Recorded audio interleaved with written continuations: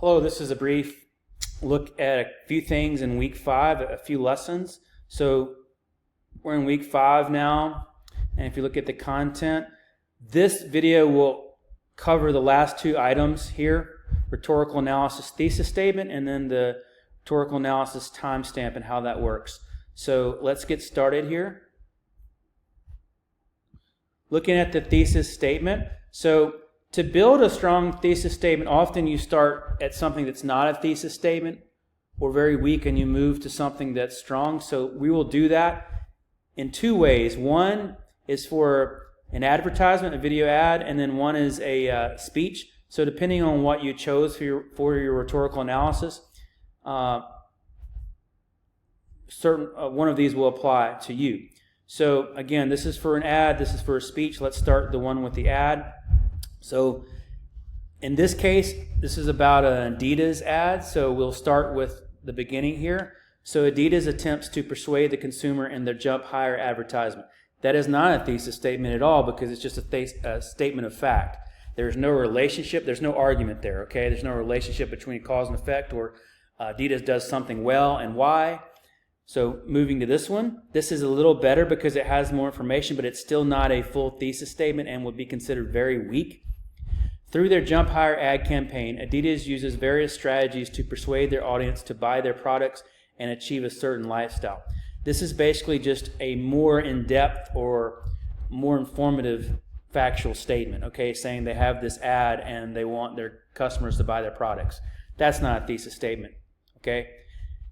This is a very strong thesis statement, the last one here. With their Jump Higher ad, Adidas effectively persuades their audience to connect their product line with goals of achievement, perseverance, and competition by using ethos, pathos, and logos, as well as integrating creative graphics, diversity, storytelling, and music.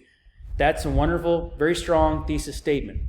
You have that they are successful at what they're doing, so they successfully persuade. You need something about the ad or the speech successfully persuades, effectively persuades, or convinces, or impacts. You can choose the words, but you need something like that. Because again, we're arguing in this, all of these are effective. You're making argument that the ad or speech is effective, is impactful, is convincing in some way. So you need that part. And then what do? They use rhetorical appeals, but particularly we have examples here saying they integrate creative graphics, diversity, storytelling, music. So that's the list of the whys right here, okay? And then looking at a speech, in this case, it's about Vice President Al Gore, former Vice President. First example, in 1998, Vice President Al Gore gave an impactful speech about the environment. That is just a statement of fact. Nothing about that is a thesis statement, okay? It doesn't argue for anything. It's just saying Vice President Gore gave a speech, not a thesis statement. This one has more information, but still not a thesis statement. Vice President Al Gore's 1998 speech on the environment and global warming is persuasive in many aspects. Just saying it's persuasive does not make it a thesis statement. However, this last one is a very strong and effective thesis statement. In his 1998 speech addressing global warming and protecting the environment, Vice President Al Gore uses statistics, personal testimony, historical photos, and videos to effectively persuade his audience, along with emotional appeals for humanity to act quickly to save the planet. Okay, you can see the difference there. This is saying he is persuasive with his speech.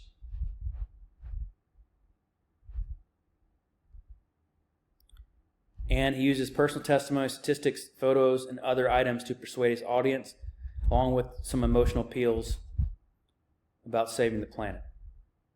Now, both of these are solid, okay? You don't have to mention ethos, pathos, and logos, but often students do, and that's fine, but I want you to give some examples as you see in the end here of this sentence. Don't just write it's persuasive because it uses ethos, pathos, and logos. Give us some examples as you see in the end of this sentence, as well as this sentence here.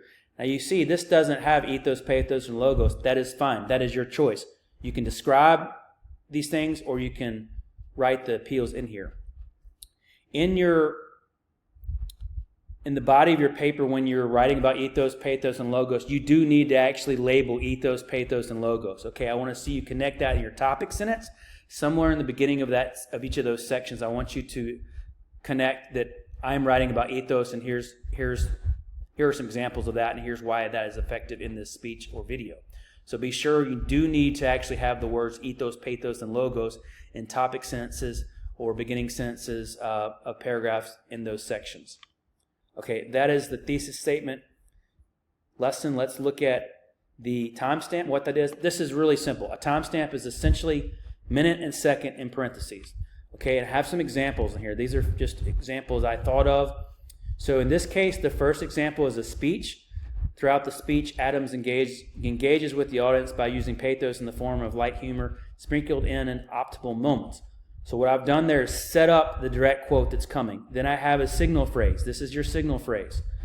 Signal phrase is just basically introducing the direct quote with the speaker. Concerning our misplaced priorities, she remarks, and then you have your direct quote there. This is the timestamp. That means 3 minutes and 12 seconds. I don't need the end of the timestamp. I just need to know, I need you to put when it starts. So in that case, it would be 3 minutes and 12 seconds. And then I have a few sentences right here at the end that analyzes a little bit, extends your thought a little bit. So you don't want to just have the quote and end it. You want to have something after the quote. And you also want this part before the quote that builds into it. And you also want that signal phrase, which is right here. Then this is an example about a corporate ad. If you chose a corporate ad, I have Starbucks. Same thing, I have a sentence here that starts to introduce the quote. For many people, Starbucks has long been seen as an office without cubicles, a haven for productivity. In this case, all of the corporate ads have a narrator, so you can just use narrator instead of a person because we don't know who is speaking for most of these ads. So in this case, in this ad, Starbucks uses logos to show that Starbucks is more than just coffee and treats. In a soft and direct tone, the narrator comments, and that's your signal phrase right there, leading into the quote. You put a comma and then have the direct quote, and you put your timestamp at the end. That would be the 2 minute and 45 second mark is where that starts. This is important. You must do this because I want to see that you have identified certain parts of the video that connect to ethos, pathos, or logos. And then you have, again, 2 wrap-up sentences here or analysis sentences about this connection between Starbucks' space and productivity, meeting your goals. And so that's what these last 2 sentences are here.